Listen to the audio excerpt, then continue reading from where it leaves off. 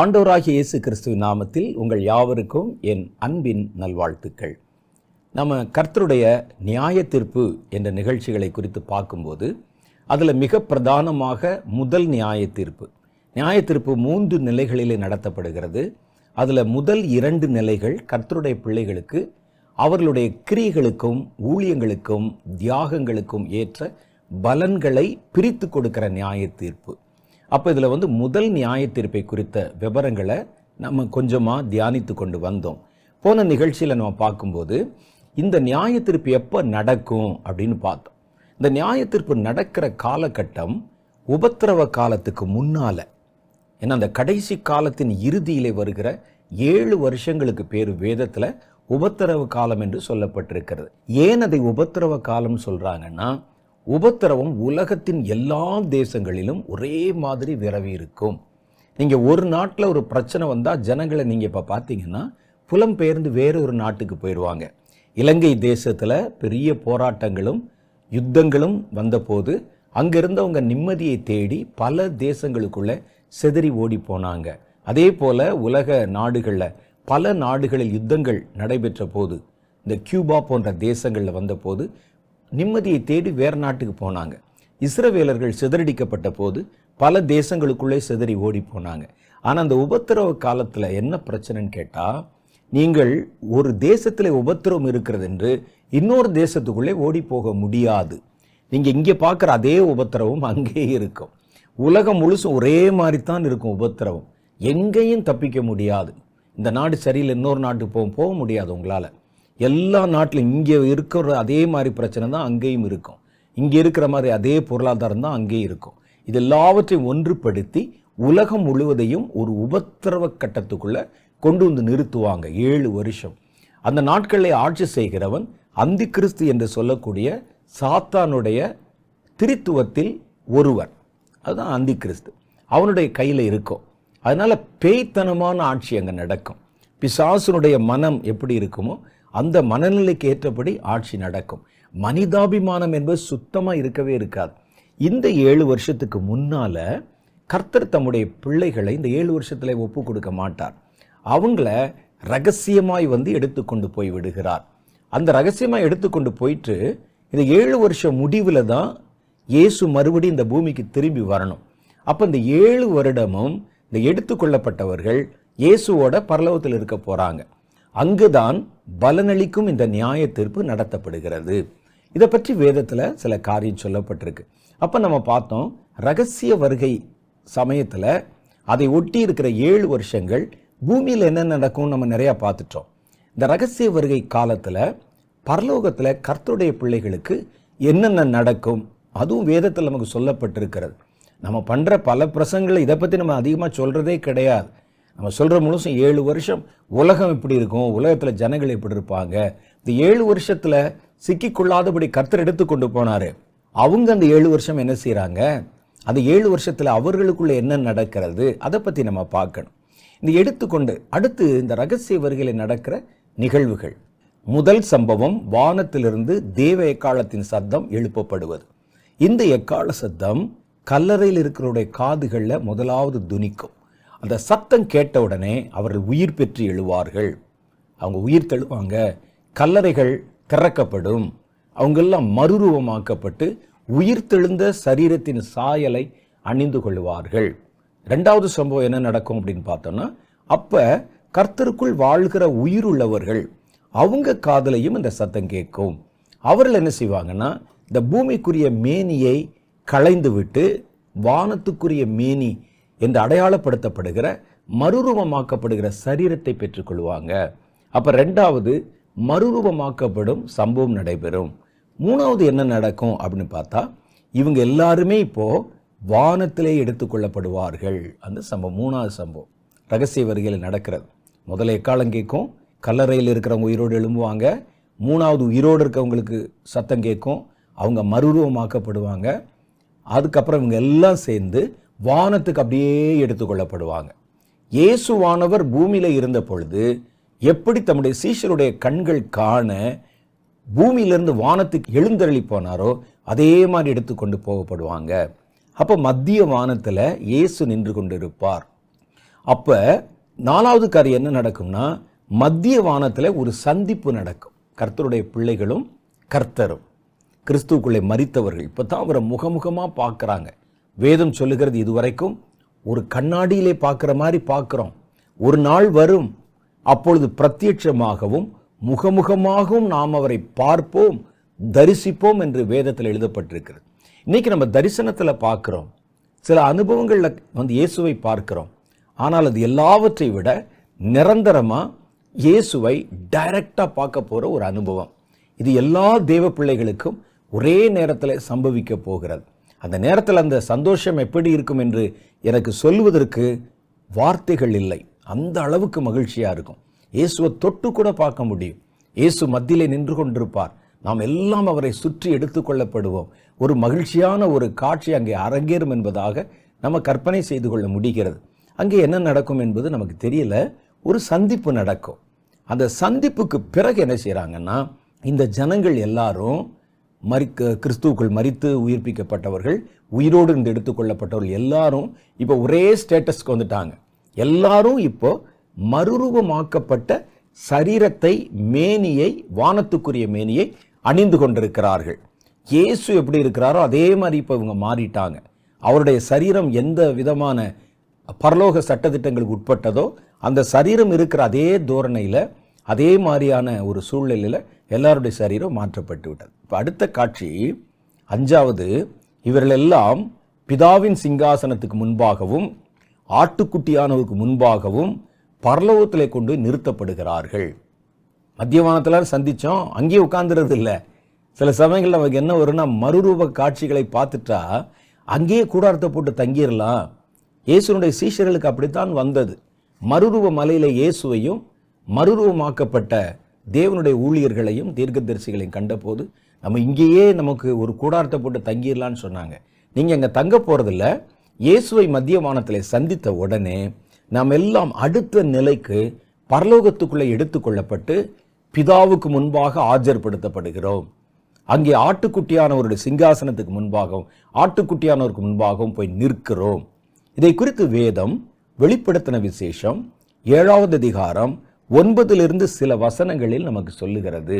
இங்கே தான் நம்முடைய காரியங்களுக்கான, கிரியைகளுக்கான பலன்கள் கொடுக்கப்படுகிறது. அதை பற்றி அந்த அதிகாரத்தில் நீங்கள் நல்லா வாசி பார்த்தீங்கன்னா தெளிவாக தெரியும். நான் உங்களுக்கு வாசிக்கிறேன் பாருங்கள். பல தடவை வாசிச்சிருப்போம், சும்மா வாசிச்சிருப்போம். இந்த கண்ணோட்டத்தில் வாசிக்கும் போது நமக்கு புதிய வியாக்கியானங்களும் புதிய அர்த்தங்களும் அங்கே புலப்படுகின்றன. வாசிக்கவா? இவைகளுக்கு பின்பு நான் பார்த்தபோது, இதோ சகல ஜாதிகளிலும் கோத்திரங்களிலும் ஜனங்களிலும் பாஷைக்காரரிலிருந்து வந்ததும், இவங்க தான் அங்கே எடுத்துக்கொள்ளப்பட்டவங்க. இதுக்கு முன்னால் இருக்கிற வசனத்தை பாருங்க.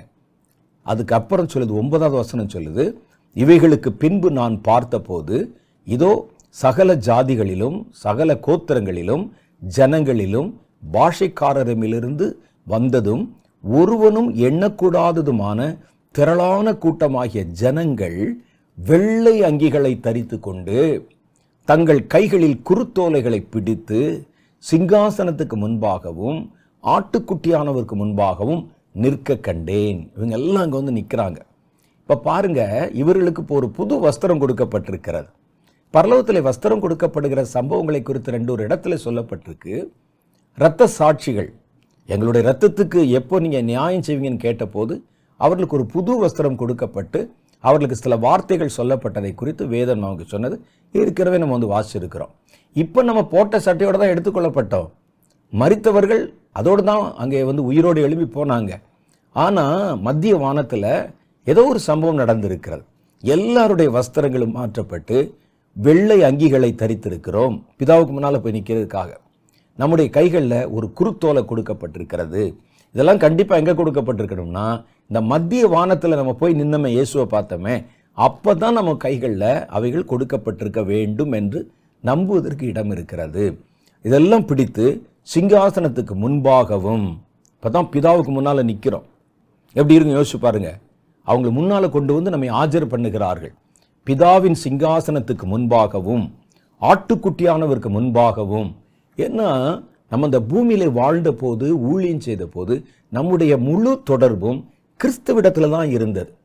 கிறிஸ்துவின் வழியாகத்தான் ஒரு செய்தியை நம்ம பிதாவிடத்திலே சொன்னோம், தெரிவித்தோம்.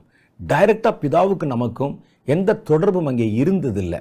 குமாரன் தான் மத்தியஸ்தராக இருந்து நம்ம சொல்றது அங்கே சொல்வது, அங்கே சொல்வதை நமக்கு சொல்வது, நம்மை தேற்றுவது, பார்த்து கொள்வது எல்லாம்.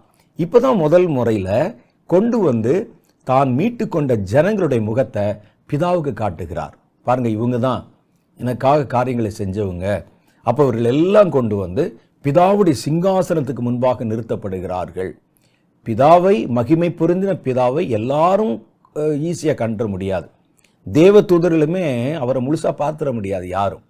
அந்த தேவனுடைய சிங்காசனத்துக்கு பக்கத்தில் இருக்கிறாங்கல்ல, கேருபீன்கள், சேராபீன்கள், பிரதான தூதர்கள், இவங்க தான் அவரை நேராக பார்க்க முடியும், தரிசிக்க முடியும். மற்ற தூதர்கள் எல்லாம் அவரை அந்த அளவுக்கு நெருக்கத்திலே பார்க்க முடியாது. மனிதர்களுக்கு சுத்தம் பார்க்கவே முடியாது. பிதாவை ஒருவனும் ஒரு காலம் கண்டதில்லை என்று எழுதியிருக்கிறார். ஆனால் இப்போ என்ன நடக்குதுன்னு கேட்டால், பூமியில் வாழ்ந்த காலம் போயிடுச்சுல்ல, வானத்துக்குரிய மேனியை தரித்து கொண்டு விட்டோம் அல்லவா, நம்மை கொண்டு வந்து பிதாவுக்கு முன்னாலே நிறுத்துறாங்க. ஏன் வானத்துக்குரிய மேனியை தரித்த பிறகு, மறுரூபமான பிறகு கொண்டு நிறுத்துறாங்கன்னு கேட்டால், அதில் ஒரு ரகசியம் இருக்கிறது. நம்முடைய சரீரம் எவ்வளவுதான் நீங்கள் பரிசுத்தவானாக இருந்தாலும், பரிசுத்தமாக்கப்பட்டவர்களாக இருந்தாலும், சின்ன சின்ன கரை திரை பிழைகள் இருக்கும் நம்ம சரீரத்தில் இருக்கும்ல.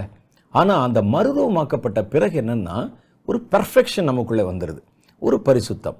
நம்முடைய சரீரத்துக்குரிய பாவ இச்சைகளை சிலுவையில் அரைஞ்சிருக்கிறாங்கன்னு வசனத்தில் போட்டிருக்கு. ஆவியின் கனி இச்சை அடக்கம் என்று தான் சொல்லியிருக்கிறது. அப்போ இச்சை உள்ளதான் இருக்குது. ஆனால் மறுரூபமாக்கப்பட்ட சரீரத்தில் அந்த இச்சை, உலகத்தினுடைய பாவங்கள் இதெல்லாம் முழுவதும் நீக்கப்பட்டு விடுகிறது, பரிசுத்தமாக்கப்பட்டது. இந்த மறுரூபமாக்கப்பட்ட பிறகு பிதாவுக்கு முன்னால் நின்னாதான் பிதா உங்களை பார்க்க முடியும்.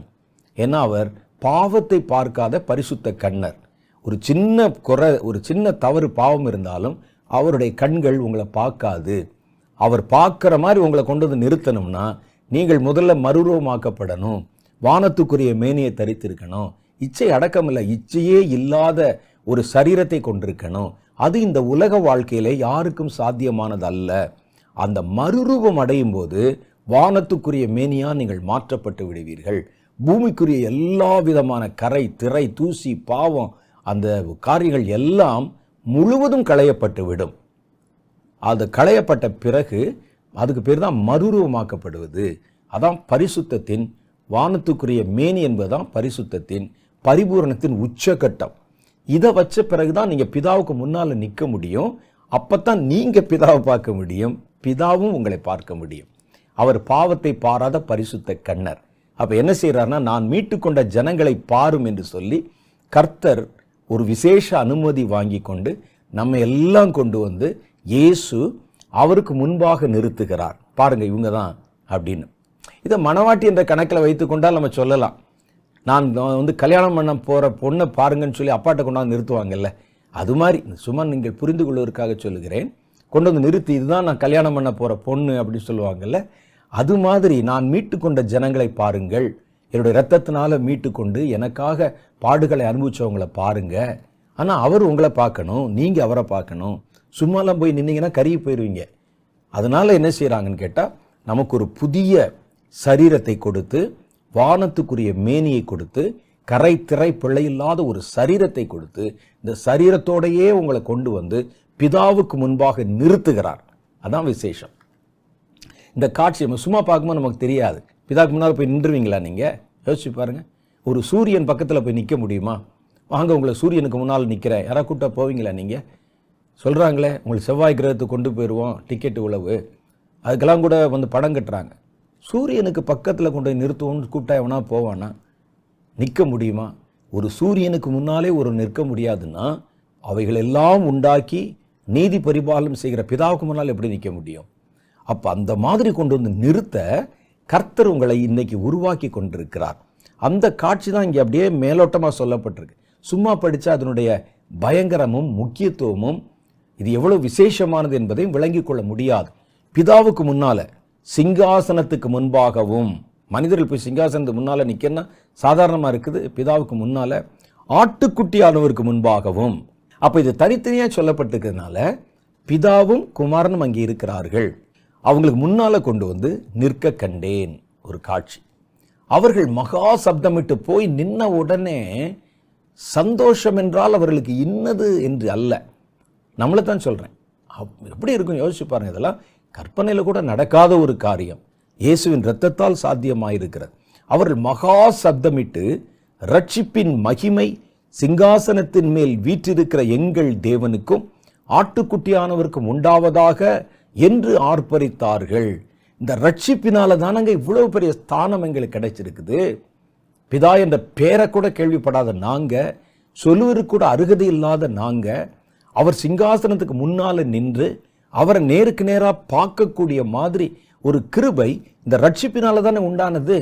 இந்த ரட்சிப்பின் மகிமை சிங்காசனத்தின் மேல் வீற்றிருக்கிறவருக்கும் எங்கள் தேவனுக்கும் ஆட்டுக்குட்டியானவருக்கும் உண்டாவதாக என்று ஆர்ப்பரித்தார்கள்.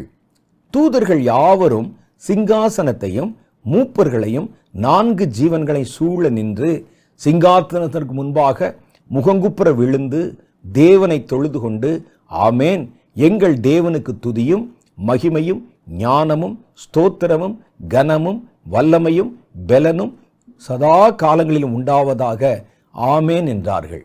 இந்த ஒரு பெரிய நிகழ்வுக்கு தான் பரலோகம் இது நாள் வரைக்கும் காத்திருக்கு. இந்த நிகழ்வு தூதர்கள் நடுவில் ஒரு பெரிய சந்தோஷத்தை உண்டு பண்ணுகிறது. எல்லாம் தேவனுடைய பிள்ளைகளும், மாம்சத்தில் இருந்த தேவனுடைய பிள்ளைகள் வானத்துக்குரிய மேனியை தரித்து பரலோகத்தை சுதந்திரித்துக் கொள்றாங்க. ஆட்டுக்குட்டியானவருடைய ஸ்தானம் உயர்த்தப்படுகிறது. அப்ப இந்த நிகழ்வு பரலோகத்தில் ஒரு பெரிய விழா போல ஒரு பெரிய முக்கியமான நிகழ்வாக கொண்டாடப்படுகிறது. அதனால தூதர்கள் எல்லாம் அவருக்கு முன்னால முகங்குப்புற விழுந்து அவரை பிரைஸ் பண்றாங்க. இப்ப பாருங்க, இங்கே வந்து நிக்கிறாங்கல்ல, இது எதுக்கு நிக்கிறாங்க அப்படின்னு கேட்டா, இவர்களுக்கு ஏதோ சில முக்கியமான பலன்கள் கொடுக்கப்பட போகிறது. அப்ப என்ன செய்யறாருன்னா, ஆட்டுக்குட்டியானவர் நம்ம உலகத்தில் பார்க்குற மாதிரி தான் ஒரு முக்கியமான பரிசு பொருள்களை அந்த சீஃப் கெஸ்ட் பிதாவுடைய கண்களுக்கு முன்பாக தம்முடைய ஜனங்களுக்கு கொடுக்க போறாங்க. அடுத்து அதுதான் இந்த சம்பவம். எதுக்காக அவர்கள் இங்கே கூட்டி வரப்பட்டிருக்கிறார்கள், அதை குறித்து சொல்லப்பட்டிருக்கிற வார்த்தைகள் பின்னால வருது. வாசி பாருங்க, சும்மா படிச்சீங்கன்னா புரியாது. அப்பொழுது எல்லாம் அப்படி பார்த்துக்கிட்டு இருக்கிறாங்க. அந்த காட்சியை கற்பனையில் கொண்டு வாங்க. அப்பொழுது யோவான் அங்கே நின்று கொண்டிருக்கிறார். அவர் ஆவில் எடுத்துக்கொள்ளப்பட்டிருக்கிறார். இவர் உயிர்ப்பிக்கப்படவும் இல்லை, வானத்துக்கு ஒரு மேனி தரித்துக் கொள்ள, நடக்க போற காட்சியை முன்னால பார்க்கிறார். அப்பொழுது மூப்பர்களில் ஒருவன் என்னை நோக்கி, வெள்ளை அங்கிகளை தரித்திருக்கிற இவர்கள் யார், எங்கே இருந்து வந்தார்கள் என்று கேட்டான். எதுக்கு தெரியுமா? இவருடைய சந்தேகத்தை நிவர்த்தி செய்வதற்கும், இவர் போய் பூமியில சொல்வதற்கு, காரியத்தை கற்றுக் கொடுப்பதற்கும் கேள்வி கேட்கிற மாதிரி கேட்பாங்க. அவருக்கு தெரியாம இல்ல, இவருக்கு தெரியணுமே. சும்மா வேடிக்கை பார்த்து அவர் வாட்டு வந்துடக்கூடாது. போனேன், ஒரே கூட்டமா இருந்தது, அங்கி தரிச்சு நின்னாங்க, பாட்டு பாடினாங்க, குருத்தோலை பிடிச்சாங்க. யார் யாது, இவர்கள் யாரு, அதை முதல்ல கவனிச்சுப்பாரு என்று அவருடைய கவனத்தை அந்த பக்கத்தில் திருப்புவதற்காக இந்த கேள்வி கேட்கப்பட்டது. அதற்கு நான், ஆண்டவனே, அது உமக்கே தெரியும் என்றேன். அப்பொழுது அவன், இவர்கள் மிகுந்த உபத்திரவத்திலிருந்து வந்தவர்கள், இவர்கள் தங்கள் அங்கிகளை ஆட்டுக்குட்டியானுடைய இரத்தத்திலே தோய்த்து வெளுத்தவர்கள். அடுத்துதான் முக்கியமான காரியம் வருது. இவங்க யாரு அப்படின்னு கேட்டவுடனே, இவங்க எல்லாம் கர்த்தருக்குன்னு உபத்திரவத்தை அனுபவித்தவர்கள். சிலர் இந்த வசனத்தை தான் தப்பா புரிந்து கொண்டு சொல்லுவாங்க, இது உபத்திரவ காலத்துக்கு பிறகு நடக்க போகுது என்று சொல்லுவாங்க. இவர்கள் உபத்திரவத்திலிருந்து வந்தவர்கள் என்று. ஆனால் உண்மை அது அல்ல. சபை தோன்றின காலம் முதற்கொண்டு கர்த்தருடைய பிள்ளைகளும் சபையும் எல்லா காலத்திலும் உபத்திரவத்தை தான் அனுபவித்து வந்திருக்கிறாங்க. உபத்திரவத்தினுடைய அந்த தோற்றங்கள் வேணா வித்தியாசமா இருக்கலாம், ஆனா எல்லாருமே உபத்திரவப்பட்டு தான் கர்த்தருடைய ராஜ்யத்துக்குள்ளே வந்திருக்கிறாங்க என்பதை நீங்கள் விளங்கிக் கொள்ளணும். இது உபத்திரவ கால கிறிஸ்தவர்களை பற்றி மாத்திரம் சொல்லல, இது உபத்திரவ காலத்துக்கு பிறகு நடக்கிற காரியம் இல்லை. இவர்கள் ஏன் அதை உபத்திரவத்திலிருந்து வந்தவர்கள் என்று சொன்னாங்கன்னா, சபை தோற்றம் முதற்கொண்டு நீங்க எடுத்து பாருங்களேன், கர்த்தருக்குன்னு வாழ விரும்பின எல்லாருமே பூமியில துன்பப்பட்டிருக்கிறாங்க. அதற்கு முந்தின காலத்துல கூட அப்படித்தான் துன்பப்பட்டிருக்கிறாங்க. எரேமியா, எசேக்கியேல் போன்றவர்கள் எல்லாம் வாளால் அறுக்கப்பட்டிருக்கிறாங்க, கொலை செய்யப்பட்டிருக்கிறாங்க, துன்பப்படுத்தப்பட்டிருக்கிறாங்க. திருச்சபையின் காலம் வந்த பிறகு பாருங்க, அது ஆரம்பிச்சதிலிருந்து துன்பத்தின் வழியாய்த்தான் கடந்து போயிருக்கிறது. இயேசுவே சொல்லியிருக்கிறாரே, உலகத்தில் உங்களுக்கு உபத்திரவம் உண்டு, ஆகிலும் திடன் கொள்ளுங்கள் என்றாரே. அப்போ உபத்திரவத்தின் வழியில தான் கர்த்தருடைய பிள்ளைகள் கடந்து வரணும். எவ்வளவு ரத்தம் சிந்தி இருக்கிறாங்க. அவங்களாம் உபத்திரவ காலத்தில் சிந்தினாங்க. முதல் நூற்றாண்டிலே ரத்தம் சிந்தலையா? முதல் நூற்றாண்டிலே துரத்தப்படலையா? இன்னைக்கு வரைக்கும் வெவ்வேறு தோற்றங்கள்ல நம்ம உபத்திரவத்தையும் வேதனையும் பாடுகளையும் அனுபவித்துத்தான் பரலோகத்துக்குள்ள போறோம். வேதம் சொல்லுகிறது பரலோகத்துக்கு போகிற வாசல் இடுக்கமும் வழி நெருக்கமுமானது, அதை கண்டுபிடிக்கிறவர்கள் வெகு சிலர் என்றார். அப்ப இந்த பரலோகத்துக்குள்ள வந்து நிக்கிறாங்களே, அவங்கெல்லாம் அந்த இடுக்கமான வாசல்ல கடினமான அனுபவங்கள் வழியாக உபத்திரவத்துக்குள்ள தானே நடந்து வந்திருக்கணும். இல்லாட்டா அந்த பரலோகத்தை சேருவானா? இது மற்ற கிறிஸ்தவர்களை பற்றி சொல்லலை, எல்லா ஊழியர்களை பற்றி சொல்ல. சில ஊழியர்கள் சொல்லுவாங்க, பணம் கொட்டுதுங்க, எங்களுக்கு எல்லா வசதியும் இருக்குது, பாருங்கள் நாங்கள் கர்த்தரால் ஆசீர்வதிக்கப்பட்டவர்கள் அப்படின்னு சொல்றாங்க. வேதம் சொல்லுது பரலோகத்தில் நிற்கிறவங்க யார் தெரியுமா? உபத்திரவத்திலிருந்து வந்தவர்கள், ஆட்டுக்குட்டியின் இரத்தத்திலே தங்களுடைய வஸ்திரத்தை தோய்த்து வெளுத்தவர்கள், அந்த இரத்தத்தை பிடித்து கொண்டே கடந்து வந்தவங்க, இயேசு சொன்ன மாதிரி இடுக்கமான வாசலை கண்டுபிடித்தவர்கள், அதன் வழியாக நுழைந்தவர்கள். பரலோகத்துக்கு போற பாதையே இடுக்கமாகத்தான் இருக்குன்னு தான் கர்த்தருடைய வேதம் சொல்லுது. கேட்டுக்கு போகிற வாசல் தான் வழி விசாலமா இருக்குதான், அழிவுக்கு போற வாசல் தான் வழி விசாலமா இருக்குதான். ஆனா பரலோகத்துக்கு போற வாசல் இடுக்கம் உள்ளது. அப்ப அந்த இடுக்கத்துக்குள்ளதான் நுழைஞ்சு கஷ்டப்பட்டு போனவங்க தான் இங்க பரலோகத்துல வந்து நிக்கிறாங்க. அதான வேதம். நீங்கள் என்ன சொல்லுகிறீர்கள்? இல்ல விசாலமான பாதையிலே நம்ம போய் நம்ம என்ன செய்யலாம்? அந்த பரலோகத்தை அடைந்து விடலாம். அல்லது நமக்கு முன்னால் இருந்தவங்க அந்த இடுக்கமான பாதையில போய் போய் போய் அந்த பாதை விசாலமாக்கி விட்டார்கள். பாருங்க, எங்களுக்கு எந்த உபத்திரவும் இல்லை. நாங்கள் விமானம் வாங்குகிறோம், ஹெலிகாப்டர் வாங்குகிறோம், கார் வாங்குகிறோம், விலை உயர்ந்த விலை மதிப்பில்லாத காரியங்களை வஸ்திரங்களை நாங்கள் தரிப்பிக்கிறோம், விலை மதிப்பில்லாத வீடுகளில் வாழ்கிறோம். கர்த்தருடைய ஊழியம் நல்லா தாங்க இருக்குன்னு நீங்கள் சொல்லுவீங்க. ஆனால் வேதம் சொல்லுது, யார் போய் பிதாவுக்கு முன்னால் நிற்கிறாங்க, யார் போய் பரலோகத்தில் ஆட்டுக்குட்டியானவருக்கு முன்னால் நிற்கிறாங்கன்னு சொன்னால் அவன் உபத்திரவத்திலே, இதெல்லாம் சும்மா வேடிக்கைக்கு எழுதலை, உபத்திரவத்திலே உபத்திரவத்தின் வழியாய் உள்ளே நுழைந்தவர்கள், அவன் தான் பரலோகத்துக்குள்ள வர முடியாதான். இயேசு சொல்லிட்டாரு, நீங்க யார் இந்த பாதையை வந்து விசாலமாக்குவதற்கு?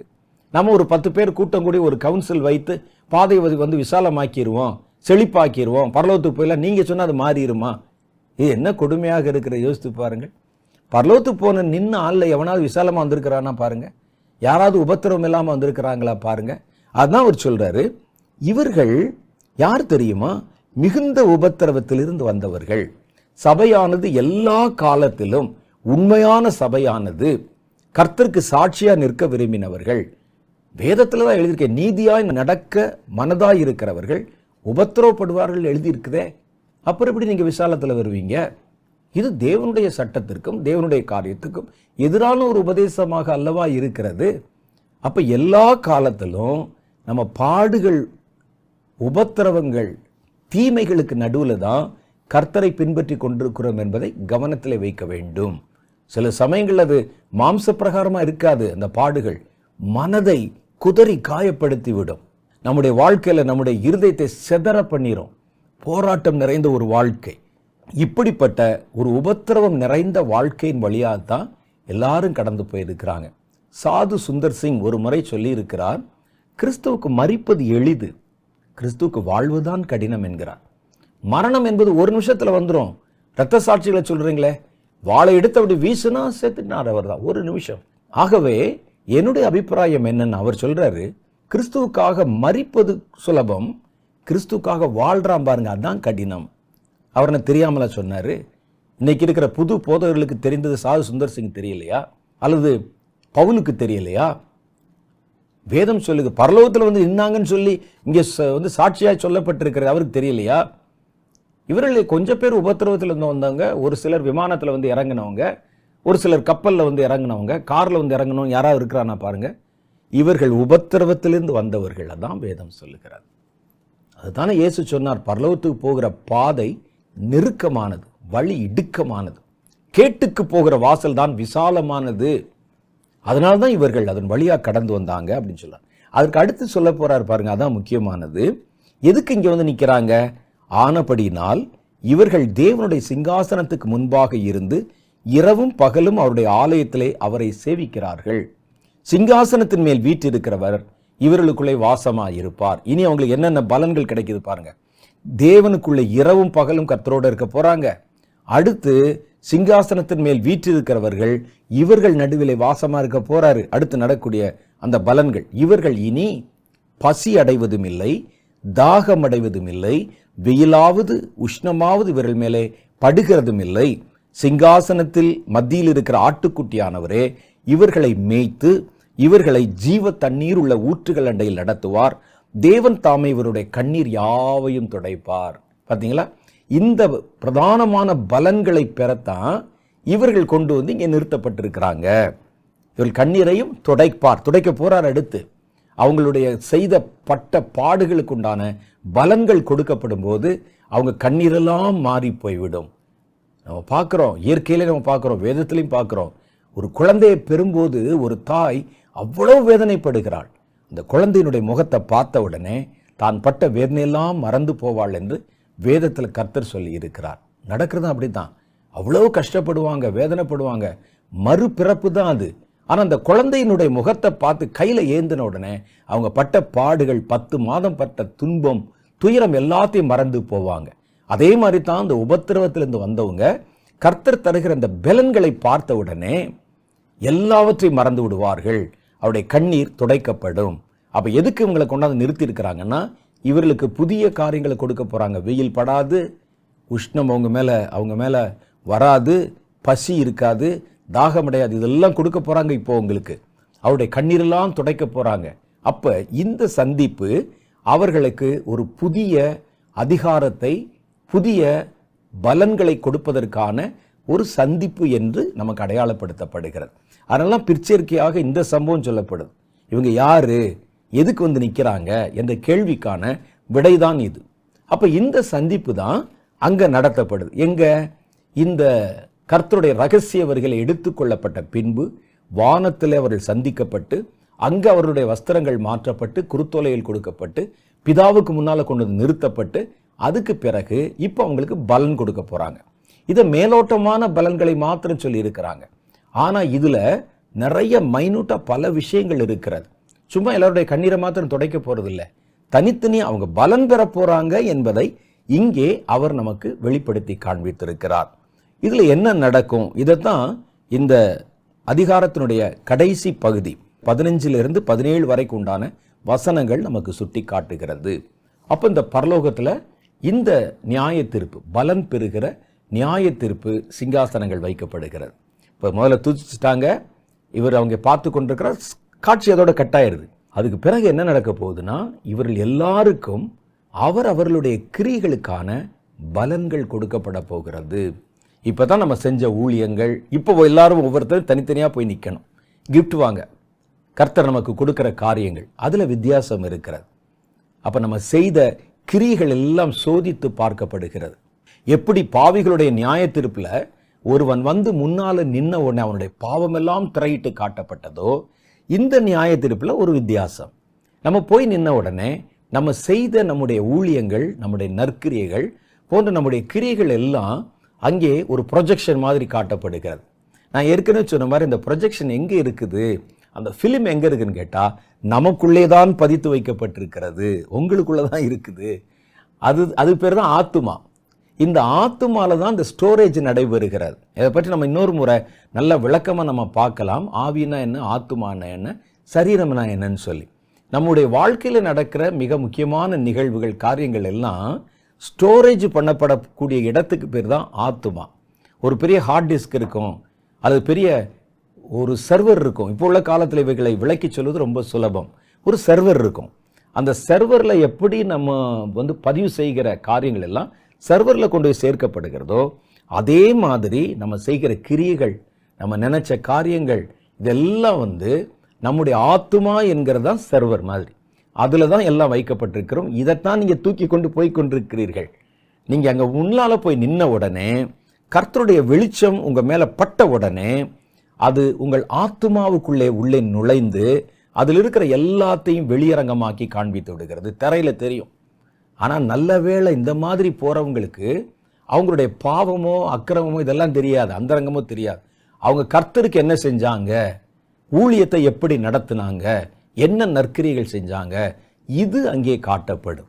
இதில் நமக்கு வித்தியாசம் இருக்குல்ல, ஆளுக்கு ஆள் வித்தியாசம் இருக்கும். சில ஆள் எவ்வளவோ இறங்கி அன்னை தெரசா மாதிரி ஆட்கள்லாம் பார்த்தீங்கன்னா தங்களுடைய முழு வாழ்க்கையை அர்ப்பணம் செய்து நற்கரையை செஞ்சுருப்பாங்க. சிலர் அப்பப்போ நமக்கு இருக்கிறதுல கொஞ்சத்தை பகிர்ந்து கொடுத்துருப்பாங்க. சிலர் நல்லா முழு ஈடுபாடோடு ஊழியம் செஞ்சுருப்பாங்க. சிலர் கொஞ்சம் கொஞ்சமாக அப்படி ஊழியத்தை செஞ்சுருப்பாங்க. சிலர் பலத்தோடு செஞ்சுருப்பாங்க. கொஞ்சம் தங்களுடைய பலவீனத்தோட ஏதோ தங்களால் முடிஞ்ச அளவு ஊழியத்து வித்தியாசம் இருக்குல்ல. இது எல்லாமே இங்கே போட்டு காட்டப்படும். அவங்க செஞ்ச ஒவ்வொரு காரியத்திற்கும் என்னென்ன பலன்கள் என்பது அந்த புத்தகத்தில் இருக்குது, அந்த அதிகாரத்தில் இருக்குது. அந்த புத்தகம் கிறிஸ்துவுக்குள்ளே இருக்குது. கிறிஸ்து தான் அந்த புத்தகம். இப்போ அந்த புத்தகத்திலேருந்து அவர் என்ன செய்வார்னா, யார் யாருக்கு என்ன பலன் கொடுக்கணும் இதை கொடுக்கறது ஒரு காரியம். அடுத்து என்ன செய்வாங்க அப்படின்னு கேட்டால், இதே காரியத்தில் அடுத்து இவங்களுக்கு ஒரு பெரிய பிளான் கொடுக்கப்படும். இப்போ நல்லா கவனிங்க, அதுதான் முக்கியமானது. என்ன கொடுக்கப்படும் அப்படின்னு கேட்டால், 1000 வருட அரசாட்சியிலே இவர்கள் எல்லாம் கிறிஸ்துவோடு கூட இந்த பூமியை ஆளுமை செய்ய போகிறாங்க. இப்போ முதல்ல நமக்கு ஒரு பலன் கொடுக்கப்பட்ட பிறகு நீங்கள் பெறக்கூடிய பலனுடைய அளவின்படி 100 பங்கு பலன்களை வாங்கினவர்கள், 60 பங்கு பலன்களை வாங்கினவர்கள், 30 பங்கு பலன்களை வாங்கினவர்கள் அப்படின்னு ஒரு 3 கேட்டகரியாக ஒருவேளை பிரிச்சுக்கங்க அந்த வசனத்தின் அடிப்படையில். அப்படி இருந்தால் இந்த 30 வாங்கினவனுக்கு என்ன அதிகாரம், 60 வாங்கினவனுக்கு என்ன அதிகாரம், 100% வாங்கினவனுக்கு என்ன அதிகாரம் என்று இந்த பூமியில் 1000 வருட அரசாட்சி நடக்க போதில்ல, அந்த நடக்க போகிற ஆட்சியில் உங்களுடைய ஸ்தானங்கள் நிர்ணயிக்கப்பட்டு நீங்கள் எந்த இடத்துல எந்த அதிகாரத்தை கொண்டிருப்பீங்க என்ற அதிகார பத்திரங்களை உங்களுக்கு கொடுப்பாங்க. கேட்க இன்ட்ரெஸ்டிங்காக இருக்குல்ல. ஏன்னா அடுத்து வரக்கூடியது 7 வருஷத்துக்கு பிறகு நீங்கள் வந்தோடனே ஆளுங்கள் என்று எப்படி சொல்கிறது? நீங்கள் எங்கே போய் ஆள போகிறீங்க? அப்போ கிறிஸ்துவோடு கூட நாமும் அரசாளுவோம் என்று வேதத்தில் எழுதியிருக்கே, பலமுறை பிரசங்கம் பண்ணியிருக்கோமே. அப்போ நம்ம வரும்போது நமக்கு ஒரு அதிகார பத்திரம் கொடுப்பாங்க. ஏன்னா அது இந்த 7 வருஷத்துக்குள்ளே செஞ்சால் தானே செய்ய முடியும். 7 வருஷம் முடிவில் இயேசுவோடு வந்து விடுவோம். வந்த உடனே ஆளுமை செய்வோம் வாருங்கள்னு சொன்னால் ஆளாளுக்கு போய் எங்கே ஆளுமை செய்வீங்க? அப்போ நீங்கள் எங்கே ஆளுமை செய்யணும், யாரை கர்த்தர் உங்கள் பங்கில் கொடுக்குறாரு, எந்த நாட்டு மேலே உங்களை வைக்கிறாரு, உங்களுடைய அதிகாரம் என்ன என்பதெல்லாம் நீங்கள் பெறக்கூடிய பலன்களுடைய அடிப்படையில் தீர்மானம் பண்ணி அதற்குண்டான அதிகார பத்திரம் சர்டிஃபிகேட் கொடுக்கப்படும். ஒரு எலெக்ஷனில் ஜெயிச்சு ஆட்சி பொறுப்புக்கு வந்த உடனே ஒரு கவர்னர் நம்ம ஆளுமை செய்வதற்கான அதிகார பத்திரத்தை கொடுக்குறாங்கல்ல, அது மாதிரி அந்த அதிகார பத்திரங்கள் இந்த நியாய தீர்ப்பிலே உங்களுக்கு கொடுக்கப்படும். கேட்பதற்கு இன்ட்ரெஸ்டிங்காக இருக்கா? இப்படி கேட்டுக்கிட்டே இருந்து பேசிக்கொண்டே இருந்தால் நமக்கு நேரம் போவதே தெரியாது. இன்றைய நிகழ்ச்சியினுடைய இறுதி கட்டத்துக்குள்ளே வந்துவிட்டோம். இதை குறித்து இன்னும் நிறைய செய்தியை நம்ம பேசணும். அடுத்த வாரம் நம்ம சந்திக்கும் போது மேலதிகமாக இன்னும் சில விவரங்களோடு நான் உங்களை சந்திக்கிறேன். அதுவரை கர்த்தர் உங்களை ஆசீர்வதிப்பாராக. ஆமென்.